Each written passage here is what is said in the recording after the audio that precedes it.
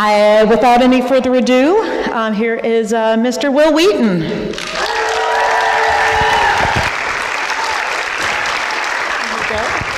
Hi. Hi. How are you? I'm all right. How are you? I'm great. Better. Yeah, I'm better now. Okay. So. I'm going to silence my phone. Okay. I can't find mine. It's in the bag of holding somewhere. That sounds like a great bag of holding. So, you doing all right today? I'm doing as well as anyone who's not a rich, entitled, bitchy white guy who thinks he deserves to be on the Supreme Court can be doing. I'm doing as well as a person who believes in the ideals of our country can be doing, which is to say, not great. But that makes me love you more. So. But look, I want to show off my shoes because I have my Rebel Alliance. I know your tattoo's way cooler than my shoes. No, not really. I really like those. But they're great. My friend had a pair of these, and I was like, where did you get them? They're from Pozu. You got to be a rebel. Yeah. So let's talk a little bit about your career. Okay. So you've done some acting? A little bit. A little bit. You were in a couple movies, like, I was. Little movies like, Stand By Me, right. Toy Soldiers. Yep. And then you went on to... And then nothing. You did a little show, I did. I was on a TV show for a while. That was fun. Which does not have a Funko Pop, I just found out.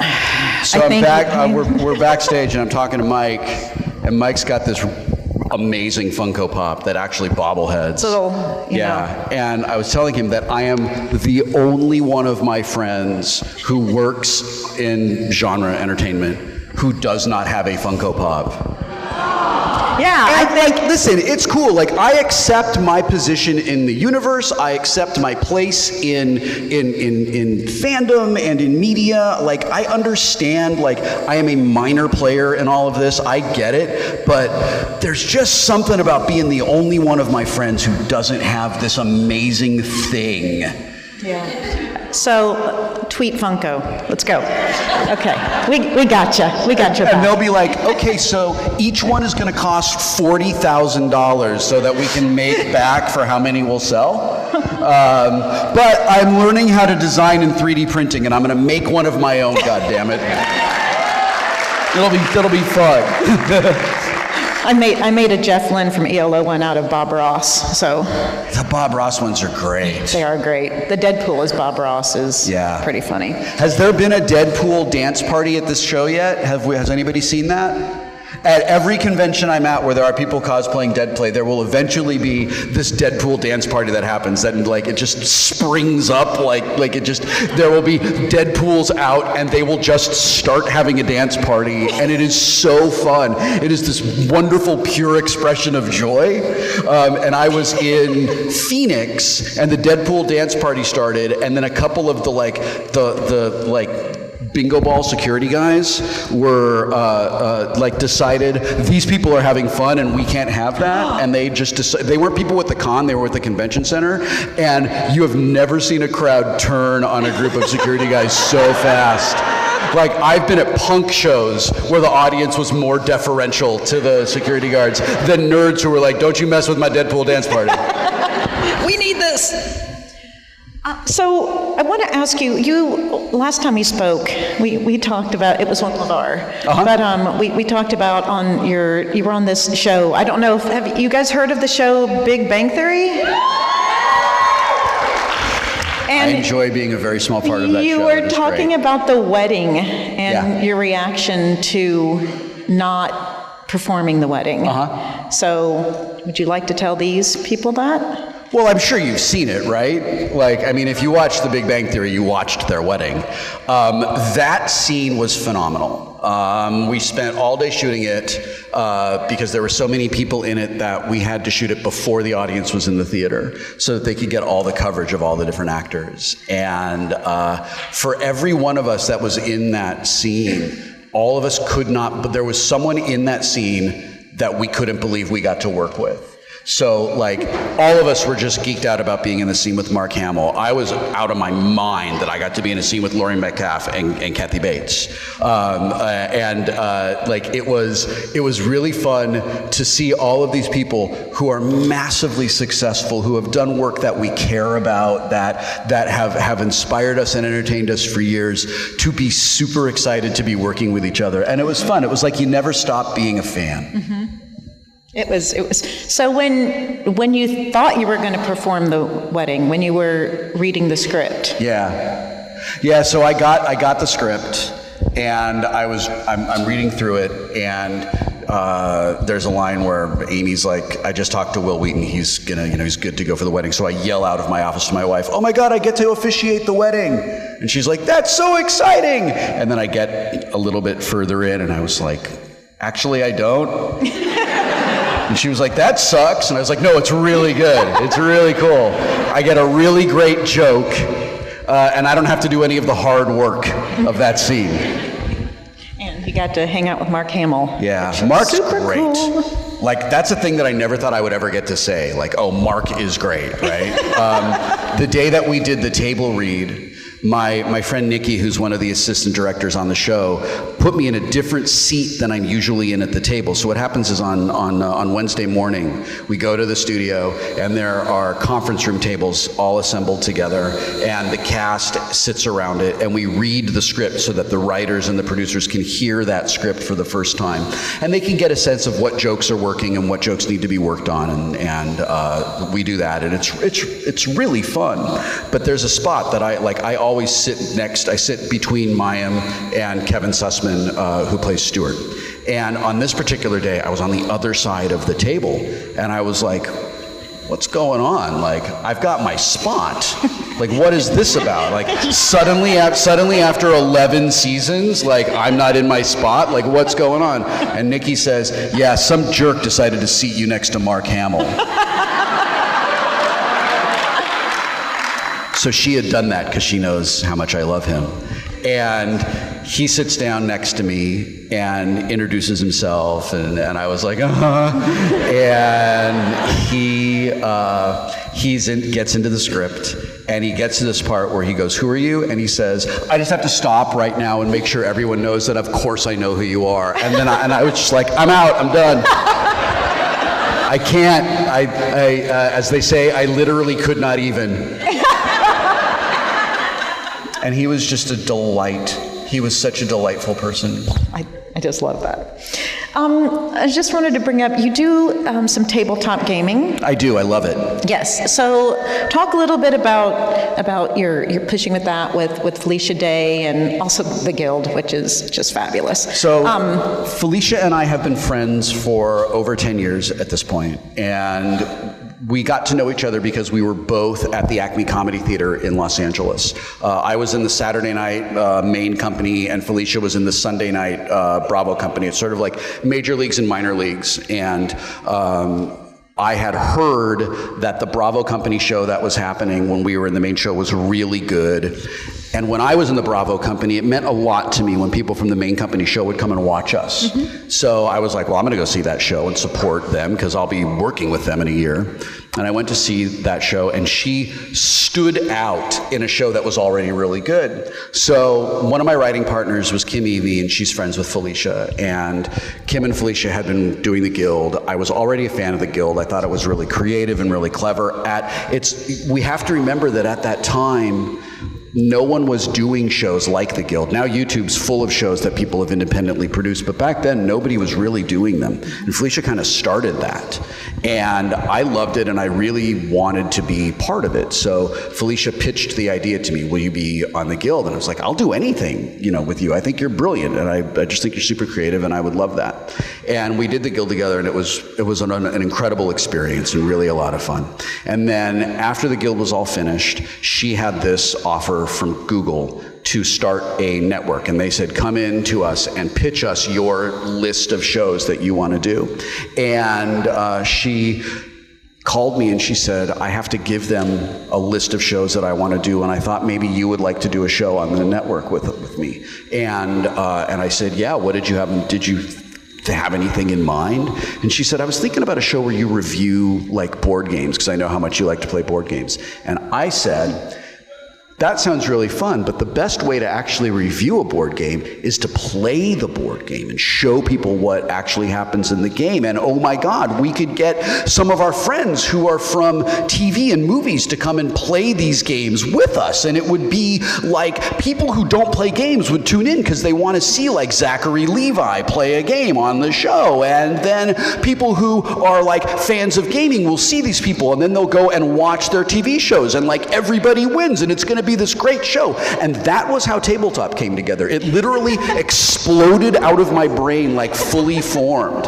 And we did some development. I had lots of help from, I want to tell you that Tabletop exists because of amazing women. It was Felicia Day, Kim Evie, Sherry Bryant, and Jen Arnold. Like, they shepherded that show through. And I am so grateful that I got to work with these phenomenal women to make this show.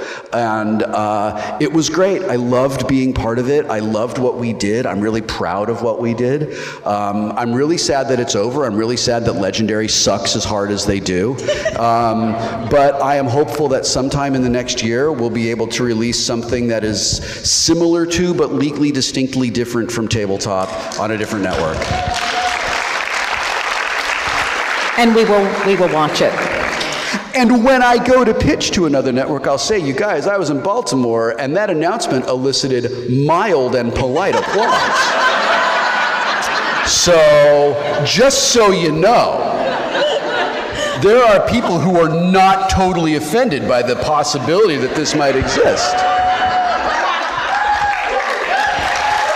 There we go. There's some better applause. So you also do audiobooks, and you just narrated Ready Player One. I did. Did you know that Ready Player One was the #1 New York Times best-selling audiobook? I did. Did you know that we debuted at #1 and then stayed there, and now we've been on their list for 4 months? I cannot believe that!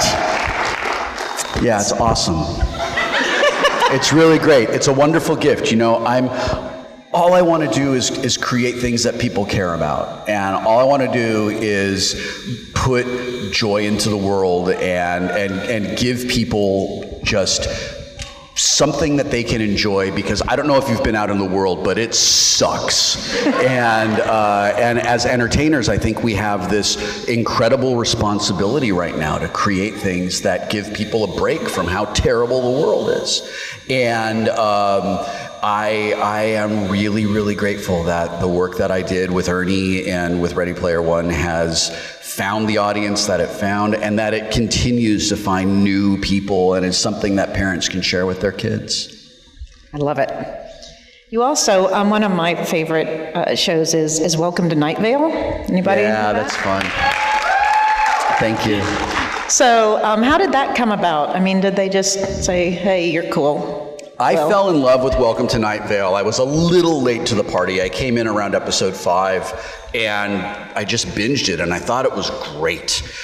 And they were coming to Los Angeles to do, I think the show that they were touring with at that point was the library show.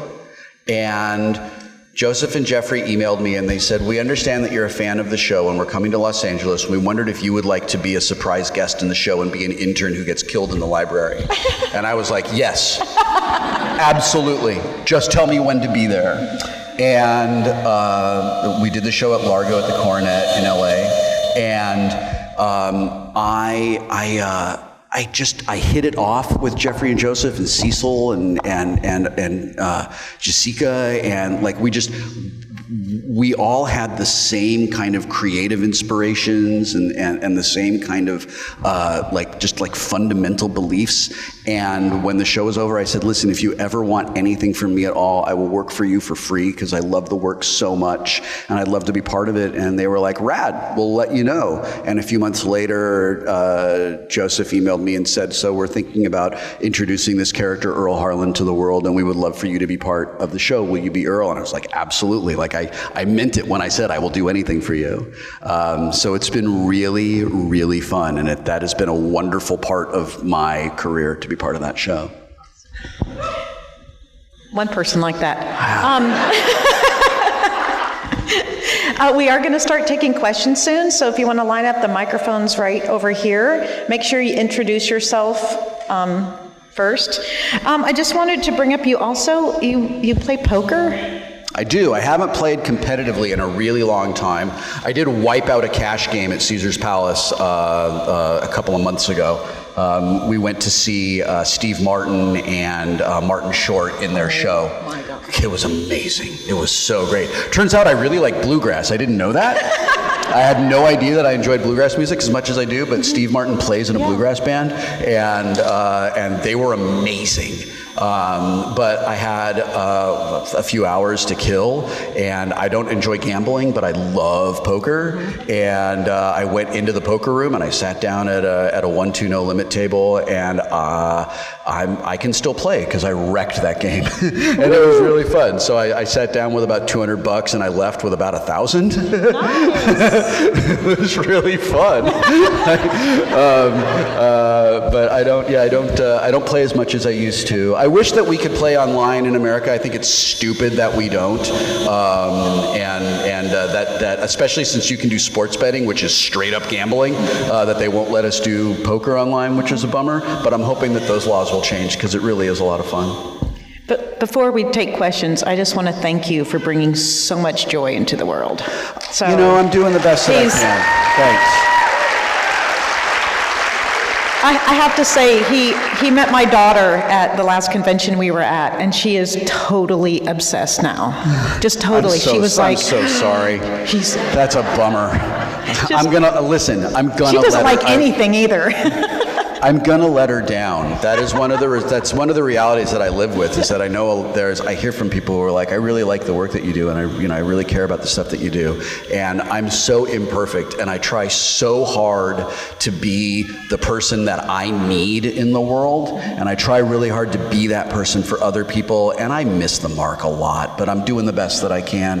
And thank you for saying that. I feel like I'm not, it's like, it's funny to say the world is on fire and it's terrible out there, but it really is. Mm-hmm. And I'm trying real hard to be the person I need in the world for other people. Well, we appreciate it. Doing the best that I can. You're doing great. Thanks. All right. Hi, my name is Derek Green. Hi. I just want to say thank you for coming to Baltimore Comic Con. You was a part of my childhood growing up. Awesome. I just want to say, as a legendary actor, what are some of the challenges that you have or want to face in the industry yet? The biggest challenge I have, honestly, is getting the entertainment industry to acknowledge that I exist. I mean, that is this. So I'm 46. I turned 46 in July, and I have never felt like I'm getting older. I've always felt like I'm kind of fixed at about 30, and I've just felt that. And my friends and I have aged at the same rate, as you can imagine, and we have like carried a little piece of our world with us all the time. And I wasn't fully aware of it until about a year ago. I was like, geez, nobody wants to see me in casting. And it was like for like 10 years, I would have like 4 auditions a year. And it was really, I struggled with that a lot. And I was like, I don't understand why. And then I realized I've gotten older. My friends and I have stayed the same, so we're not really aware of aging through the world and that the world has changed around us, and the people in casting now are young, and I'm not relevant to their life because they didn't grow up watching me, and I'm not in movies all of the time, and if they're not aware of me, then they don't even know to bring me in. I'm just a name on a list, and there's a list of people that are very hot, that are in a lot of things, and it very much is a catch-22 in the entertainment industry. Like, when you work, and when you don't, nobody cares about you and nobody knows you exist, which is why I've put all of my creative energy and focus into writing and producing, because I'm not going to wait for a 25-year-old who's very good at their job but does not give a shit about me because I'm older than their parents and doesn't want to put me in anything at all. So that is actually the biggest challenge, has been trying to have a career that is sustainable. And like, the reality is I've got about 15 years before I can retire, and I've started, when I started writing my blog, I was like an actor who wrote, and over the last 20 years, I've become a writer who occasionally acts. And that's okay. Well, just want to say here, we all know who you are, and we're grateful that you're here. You're very kind. Thank you. Thanks. Go ahead. Hello, I'm Neil. I was wondering what you thought about those wonderfully obnoxious recurring roles like on Dark Matter and Eureka. I have a really fun time playing villainous characters. I love playing that guy that you love to hate. And every one of those guys, from their point of view, they're the hero. So what I loved about Dr. Parrish on Eureka is that he was convinced that he was the smartest person in the room, and he was just so annoyed that nobody else got that. And he was so bothered by, like, people not, he was very entitled, and he clearly is someone who people have generally not said no to throughout his life. And then he gets to this point at GD where now he's not the smartest kid in class. He is one of the smartest kids in class and has to adjust to that reality. And it was really, really fun playing him. And then Rook in Dark Matter seems like a just straight up evil character, right? And like, he is Lex Luthor. He is just straight up evil. But there's a lot you don't know about him that Joe and I worked on, and there's a lot in his story that justifies his feeling that he's the hero of the story. But because they canceled the show, we'll never find out about it. Thank you. No, I won't tell you what it is. If you're upset about that, tell those idiots at Sci-Fi that canceled the show that you want to know more about it. Yes, sir. Hi, well, I'm Cliff Cumber. Welcome to Baltimore. Thank you. On behalf of myself and Sen. Can you get a little closer to the mic? I can't hear you. I can't. I got to bend down. Yeah. Or the mic probably goes up. They do that. I'm not very familiar with these kind of things, so as much as you are. I'd like to say, for 46, you look great, man. I'm 48, and you just... I wish I could look like you. Isn't it fun how you're like having a walk and you're not doing anything, and then suddenly your calves are just like, nope! Yep, exactly. Isn't that great? Do you know what I did yesterday? Indeed. I hurt myself sitting down. That was fun. Yeah. Nobody fucking tells you this is going to happen. No one tells you. Wow. That you wake up one day and your body's like, look, buddy, I'm out. I've been doing this for a long time. It takes its toll, that's for sure. Yeah. I just want to say I was saddened by your decision to leave social media, although I really do understand it, and I respect that decision. I think that's, a personal one. I'd just like to state, I think for everybody here, that we miss your voice on social media, that it was a voice of leadership.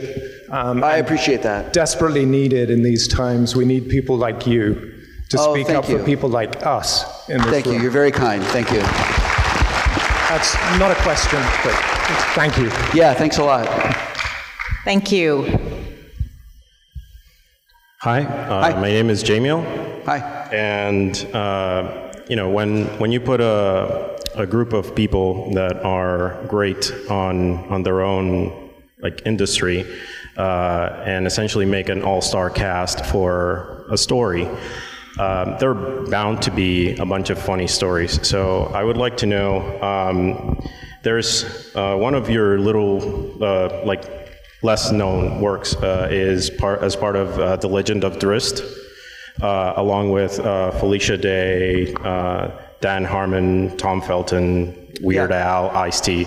So I just wanted to know if you could share one of those funny stories. We never worked together on that. We all recorded our pieces. Thank you. We all recorded our pieces of that audiobook on our own in our own booths. But I did that book because I love Bob Salvatore, and I think he's an amazing person, and he's a wonderful writer. But at that time, I was trying really hard to connect with my teenage son. My teenage son was just sort of going through his own struggles, and I was, his lame dad. And I was trying to find a way to connect to him, and I noticed that he was reading the Legend of Drizzt books. So when that offer came to me and they said, would you like to narrate one of these stories? I thought, cool, I'll do a thing that my son will care about. He didn't care about it. But it was still a lot of fun, and it was a lot of fun to work on that story. And it was a real honor to get to be part of Bob's canon. Hi, my name's Jackie. Hi. So I first want to, let's again do another story. So someone very close to me, I recently found out was suffering from depression. I had no idea, but apparently through your blogs and through a lot of your works, they were able to come to terms with that and actually go seek help. So I just really wanted to say thank you so much for that. Oh, you're so welcome. Thank you for sharing that with me. But as for my question, you're a part of the Big Bang Theory, and the Big Bang Theory is one of the most popular shows on television. Do you think that Big Bang Theory what type of influence do you think that show has had, say, on the popular culture of, say, how people view people who would go to these conventions, or, of the nerd culture, as it were? The primary audience for the Big Bang Theory, the core demographic for the Big Bang Theory, it's not us, it's our parents. For real, it's baby boomers that love that show, that drive the advertising demographic for that show. And I have asked people, what is it that you like about this so much? And it's always our parents saying, I finally understand you and your little friends. And I think it's fun. I think that we can see ourselves reflected in those characters in a humorous way, and our parents can see their children reflected in those characters in a humorous way. And I think that is one of the reasons that it has stayed so relevant and so popular for such a long time. Hi. Hey, how's it going? My name is DJ, and my wife has been begging me to ask you this question. Tell us about your time on Star Trek. We just recently came in, and also with the new things that they're doing with Star Trek currently. Would you ever do that series again? So when they announced the Picard series, I got excited for Star Trek in a way that I haven't been excited since the last season of Deep Space Nine. I got so excited for it. Because I love Patrick and I love that character. And the Next Gen timeline, which is also the Deep Space Nine timeline, is the timeline that I love the most. And it might be cheating a little bit because I was part of that timeline, so I'm emotionally invested in it. But I was a fan before I was part of the show, and I am thrilled that we are going to get to see what Picard is doing now. I'm excited about that. I think it is very unlikely they will ask me to participate in it. I mean, I think it is extraordinarily unlikely that will happen. If they did, I would say yes, of course. I think all of us would say yes. All right, thank you. I think all of us, if we were given the opportunity to put on the spacesuits again and go work together and bring those characters back as they would be 30 years later, we would all say yes. And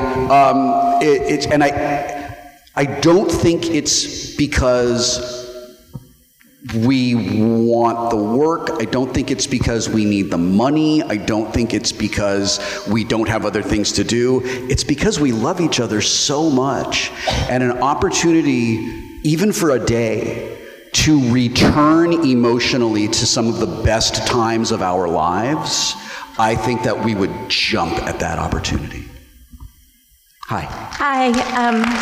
So About your audiobooks, first of all, thank you so much for the hundreds of hours that you've spent with me, keeping me happy You're and so sane. welcome. Thanks for your support. So what was your favorite audio performance? Red Shirts. Loved it. Thank you. Yeah.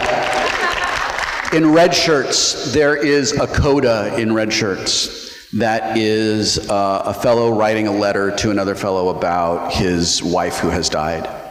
And in the reading of that, and the performance of that, I was forced as an actor and as a human to confront the reality that I may have to someday live my life without my wife in it. And I can't imagine that. I'm lucky. Men in my family die young. Women in her family live forever. So I think I'm going to get the best side of this bargain. But it was real challenging to do because I kept thinking about waking up alone and what that would mean and how I would have to go on for my kids, but how like my reason for existing wouldn't be there anymore.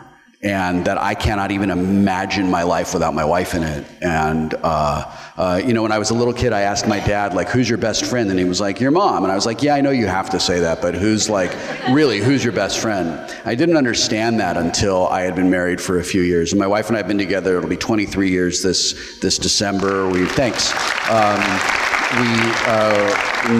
Next month will be our 19th wedding anniversary, and I'm just incredibly lucky. Ann and I we watched Big Little Lies together, which is really intense and really wonderful. We watch, what's the other show that we watch? There's another show that we watch where we've watched these shows that are like about infidelity, and they're about couples who hate each other and couples who settled. And I don't remember what we were watching the other night, but I paused it and I was like, I don't feel like I settled. And it's super important to me that you know that. Like, I feel like, if anything, you settled. I cannot believe, there is no one on this planet that I would rather share my life with. And I'm so grateful and I'm so lucky to have that. I just keep thinking about how lucky I am that I have kids who are amazing and a wife who is amazing. And when I did this thing for Red Shirts, I just had to think about what life would be like if she wasn't there. And it was really hard. And I actually had to get up out of the booth because I was sobbing because I was experiencing that and the narrator's not experiencing that. It's not that intense for the narrator. And I had to dial it back. And I was like, I need a minute to pull back the emotion that I am experiencing so that I can give you the performance that the material demands. So that's why Red Shirts is the most important piece to me that I've done. I don't know if it's my best work, but it's the work that has meant the most to me. Hi. Well, now it's hard for me to go on. Just a comment and a question. Okay. Comment is, I really, really miss your This Week in Science Fiction show on Sci-Fi Channel. Oh, that show was so much fun. We had so much fun doing that. I wanted to do an entire spin-off of Skeletor being mean to me. I would do that show where I just sit there and he yells at me and tells me how terrible I am. And I'm like, more of that, Skeletor, please. Yeah, I love that show. Thank you. If you can ever bring that back, I'm so there. So the people who were, everybody at Sci-Fi is different now, and I'm glad they got rid of all the network goons that ruined that network. They're all gone. There are incredible people. This guy, Bill McGoldrick, who greenlit my show, is now in charge of everything there, and it is not a coincidence that the programming on Sci-Fi is massively better now than it was just 2 years ago. I loved him, but I hated the network people in New York, and they hated me, and we did not want to make the same show, and it was really good that we broke up, but god damn it, we had fun when we were doing it. So I'm going to see you on the Star Trek cruise in a couple of months. Oh, excellent. And That'll be a lot of fun. Reprise Tabletop there. You got lots of stars to play with. Table Trek. I don't know if we're going to do board gaming on that cruise or not. They have scheduled me pretty tightly for the time that we're on there. But you said Table Trek, and that's put an idea in my head. that might turn into something. I don't know. The only problem is that the library, where they have all the board games, is way too close to the casino, and if you have any allergies or breathing issues, and I have both, you do not stay in that room. Yeah, for sure. I know that. Yeah, right on. Thank you. You know, I go on the Jonathan Colton cruise every year. This year I won't be able to go on because I'm doing the Star Trek cruise instead. But it's so funny because we go on this cruise and we're all nerds. Have you noticed that nerds tend to not gamble? Because we understand probability? Like, we get it, right? You know, there'll be some of us that are like, listen, I know that I'm setting this money on fire, but I'm having fun while it burns, right? But for the most part, we don't gamble. So we go on the Jonathan Colton cruise, there's 2,700 nerds on a boat, and there's like 8 people in the casino. And the people in the casino are like, I'm so bored. Because we just don't gamble. Hi.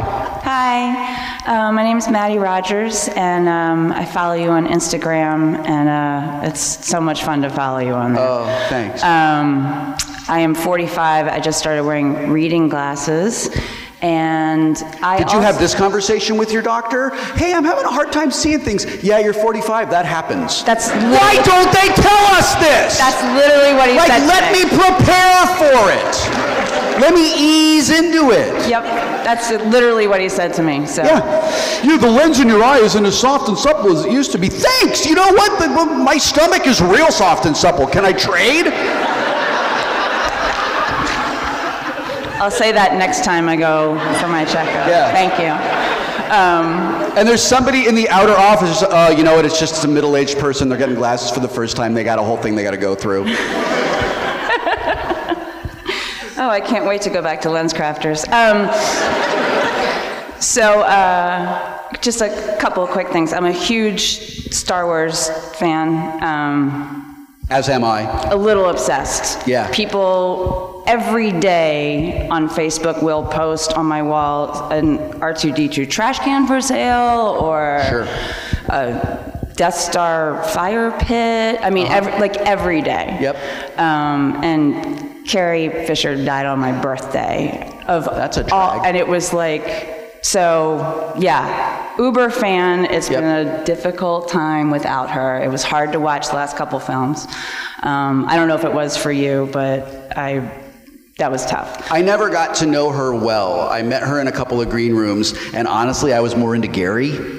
Because I'm a dog nerd. Because I was like, I don't want to bother you. You're very busy. Like, I would talk her. She would be like, can we get this guy out of here? Because all I would have wanted to do is talk to her about being a script doctor and writing.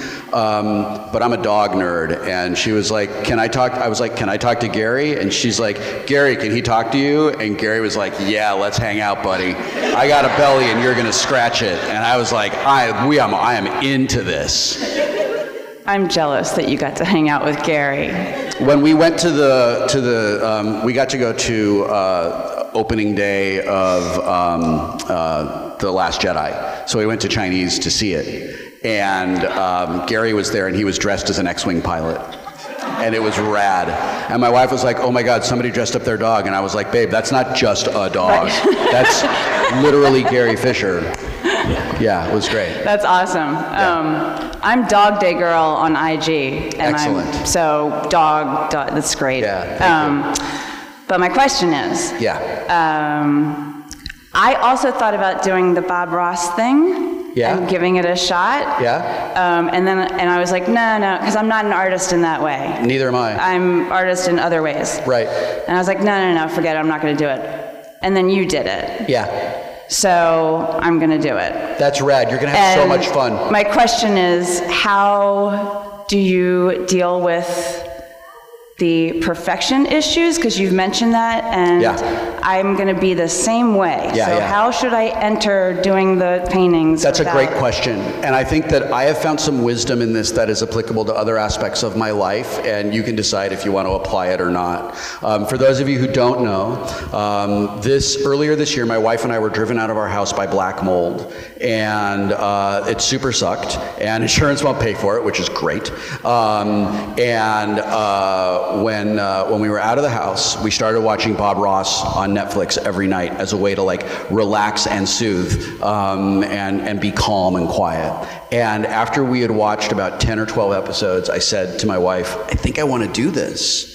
Like, I think that I can follow this technique. Like, I don't know how to paint. I can't draw. I have zero artistic talent, but I think I could probably do this. So she was like, I think you should. So I bought some paints and I bought an easel and I set it up and I followed along and I did a painting that doesn't look anything like what he did, but it looks like what I was able to do. And there's great advice in the Bob Ross subreddit, which is called Happy Trees. And their moderator says, save your first canvas no matter what, no matter how much you want to paint over it, no matter how much you want to set it on fire, save your first canvas. And I have it, and I look at my first canvas, and I compare it to where I am now, and I'm like, you know what? The kid who did this was doing the best he could do, and I can see the things that he did that was rad. And this kid that's doing it now, like, he's doing the best he can do, and his mountains look a little bit better, and his trees are a little bit better. But you know what? His water was great. He could do those reflections and do them really well. The way that I get out of my own way came from a friend of mine she's a professional illustrator and an artist, and she said, sometimes the art doesn't want to be what you want it to be. And you just have to let it be what the art wants to be. So I was practicing mountains and I was having a real hard time. And I was just having a real hard time anyway. Like, I'm going through some stuff right now that I'm not going to burden you with. But I was having a rough day. And I was trying to do these mountains and I couldn't get them to work. And I was just getting frustrated because I was like, I was painting and I was doing everything the way that and I couldn't get the paint to work, and it just kept looking like cake icing, and it wasn't like the way that I wanted it to look. And I was scraping it off, and I was starting over and scraping it off and starting over. And I was like, I'm just gonna practice. Anyway, I ended up with all this paint on my palette that was various shades of blue because I had mixed it all together. And I was like, you know what? I'm just gonna do a painting in just this shade of blue. And it really reflected how I felt. There was just like sadness but also like this effort to find like serenity in the work. And it reflected how I felt. And I usually paint over my canvases because I don't want to get attached to what I've done. But I saved that one because it's where I was. And that's a thing that I've learned about art. Like, I'm not a painter, so I don't know if this exists for all painters, but for me, painting Bob Ross Happy Trees style, you have to meet the art where it is. And when you're willing to do that, it takes time, it takes practice, you fight it like crazy, but you eventually get to a point where you're willing to meet the art where it is, and you become that translation from whatever you believe in the universe that created that art, and it passed through you, and you were only able to do the sad piece or the angry piece, or like, you know, or there was something in that tree that tree is strong and like it expresses that part of you, and that it's not what you think it's going to be, it's what it needs to be. And when I was able to commit to like letting it be what it needed to be, then I was able to get out of my way. But it took a long time to do that, 15 canvases to get there. And honestly, I think the best thing is to remember is to be gentle with yourself. Talk to yourself the way you would talk to a person you love who is struggling. It's real hard for us to do that. Yeah. And not just in art, in everything. I'll say it again. Talk to yourself the way you talk to a person you love. It's so important to do that. Thank you so much. You're welcome. Happy painting. Now I'm crying. Thank you. Thanks. Yeah, right on. Hi. Hi. Hello. Lauren. Hi, Lauren. Can you pull the mic towards your mouth so I can hear you? I'm short. It's so you can tilt it down, I bet. Tilt it down. There you go. You got it. You're killing it. Good work. Hi, Lauren. Yeah. What's up? Good work. So my question was, did you have any story while you were working on the guild? Yeah, so there are two stories from the Guild that I think will be amusing to you. One of them is the very first time we meet Fawkes in the Axis of Anarchy. We were filming in Anaheim in front of a GameStop. Nice. And we were recording, and I think this outtake is actually on YouTube. We were recording that scene, and a giant beetle, like a really big, those beetles that hiss when you come up to them, one of those giant beetles flew into my face from out of nowhere. So we're like, we're the Axis of Anarchy, and we're badasses, and we're tough, and oh God! And I scream and run away. And Teddy, bless him, is dead set in character and is staying in character and is like not reacting to whatever bullshit I'm doing, and it's hilarious. That's amazing. The other thing that's really great in that is there's this experience that I had behind the scenes when Felicia and when Fox and Codex go on their dinner date, and it's just the two of them together. The dialogue wasn't entirely working for us, and Felicia and I rehearsed it, we blocked it, they put stand-ins at the table, and then we went off and we rewrote the scene together. And we worked with Sean Becker, the director, and we made the scene what it needed to be. And if we were on a network television show, we wouldn't be given that freedom because everything's already been approved and everything has to go through many layers of producers and networks and all that before it ever gets to the set. And once you're on the set, you can't change it. It has to be because so many people have signed off on it. But on the Guild, it was us. We got to decide. We were the last word.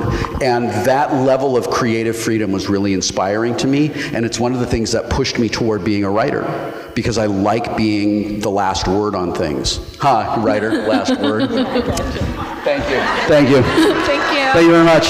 Thank you. I know. I'm very clever. He is very clever. Clever girl.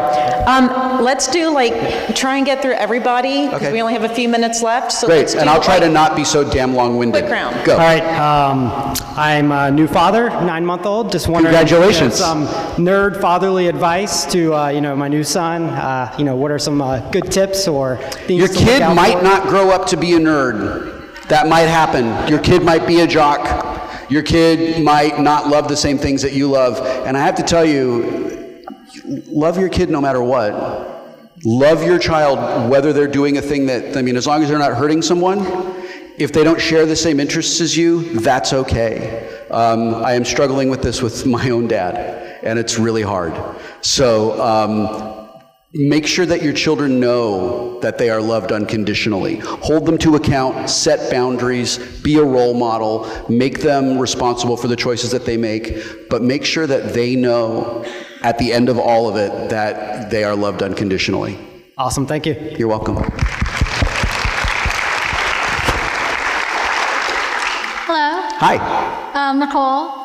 So I started following you after watching the Guild and your Fleece Today tabletop gaming. What is your thoughts about making tabletop gaming more accessible for people with low vision or blindness? I'm sorry, I can't hear you. Move the microphone down just a little bit. Just tilt it. There you go. There you go. Sorry. So what are your thoughts about making tabletop gaming more accessible for people with low vision or blindness? One of my goals with Tabletop was to make gaming accessible to as many people as possible. I wanted to put as many gamers in the world as I possibly could. And accessibility is extremely important to us. We worked really hard to get the best subtitles we could get on the show so that people who are differently abled are able to enjoy the show the same way that I am. There exists in the gaming world, it's super unfortunate, there exists in the gaming world a gatekeeping mentality, and it tends to be insecure young men who don't want any people coming into their hobby, and they're wrong.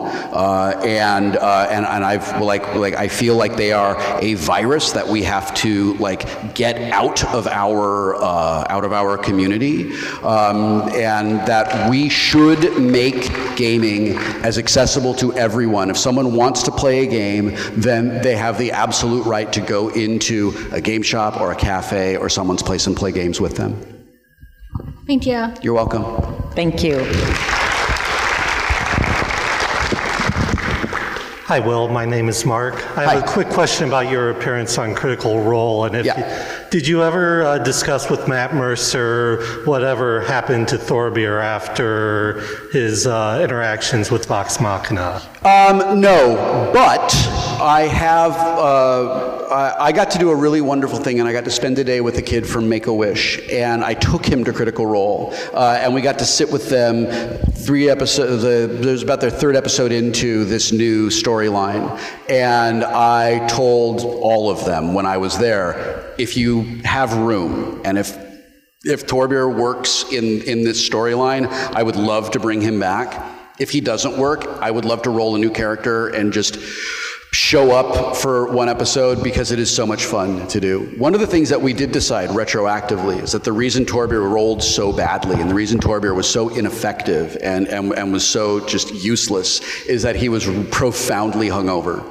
I wasn't when I played, I don't drink, but Torbjörn, as an adventuring dwarf, was just wrecked from a night of ale. And that's why he couldn't do anything, not even kick in a door. Thank you. You're welcome. Hi, Will. I'm Hi. Amy. I may be the only one in the room who didn't realize that you had an arm tattoo. Oh, yeah, I do. So, and I even had to Google this to double check. Your character on Big Bang Theory, love you on that show, by the way. Thank you. Does not have the arm tattoo. No, he doesn't. Do they remove it? I would assume they would. How We just peel it off. And then they hang it up. they CGI it out? They suspend it in a liquid of pluripotent stem cells in the makeup room, and then we put it back on when it's done. If you watch, you will see that I am usually in long sleeves. Okay, I thought a couple would do. I'm usually in long sleeves, or if it's up, it's been covered with this makeup called Dermablend that you can't see through. And the reason for that is in the language of multi-camera television, tattoo equals cool guy. That would make sense. And I'm not cool. And I'm certainly not cool guy the way television imagines people to be, right? So they have to cover it. They can't show it. Oh, to keep with your character, right? Yes. All right, thank you. Thank you. All right, last question. No pressure. Thank you. Hey, from one not cool guy to another. Yeah. I'm a big Bang fan, big Star Trek fan. My absolute favorite Star Trek movie of all time was Generations. So at that point, you got to work with both Picard and with Kirk. Yeah. So can you explain a little bit to us about how that was? Because you were pretty young during that filming. Well, I didn't get to work in that movie, so I didn't get to work with them together. But at the time, you know, they were shooting right across the street from us at Paramount. So I got to go and visit the set of every Star Trek movie that was being filmed right up until, I guess, Generations was the last one with the original series cast. And it was pretty remarkable. It was pretty cool for me to be part of Star Trek, to be part of the next generation, and getting to see these people whose shoulders I was standing on. And it was, for me, it was really exciting to go and see the Enterprise, not my Enterprise, but the Enterprise, and to talk to them and get to know them a little bit, because I was a huge fan before I worked on Next Generation, and that was an incredible experience. I don't have any firsthand on the set stories because I was never on the set firsthand, but yeah, it was really wonderful that I got to go and see those things, and those sets are as cool up close as they are on TV. Nice. All right, thank you. Yeah, thanks for your question. Okay, well, let's give Will a huge round of applause for being here. Thank you. You're very kind. Thank you so much for being you, and you're amazing. Make sure that you visit him, get pictures, autographs all week. He'll be here through Sunday. Because I have your attention, if I could, just a small call to action. Please call your senators and tell them to oppose Brett Kavanaugh.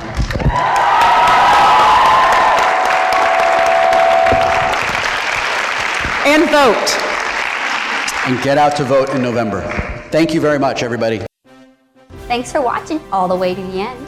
You can subscribe here to subscribe to the channel. There's more videos off to the left. Mr. J says, don't forget to ring that bell button for more notifications.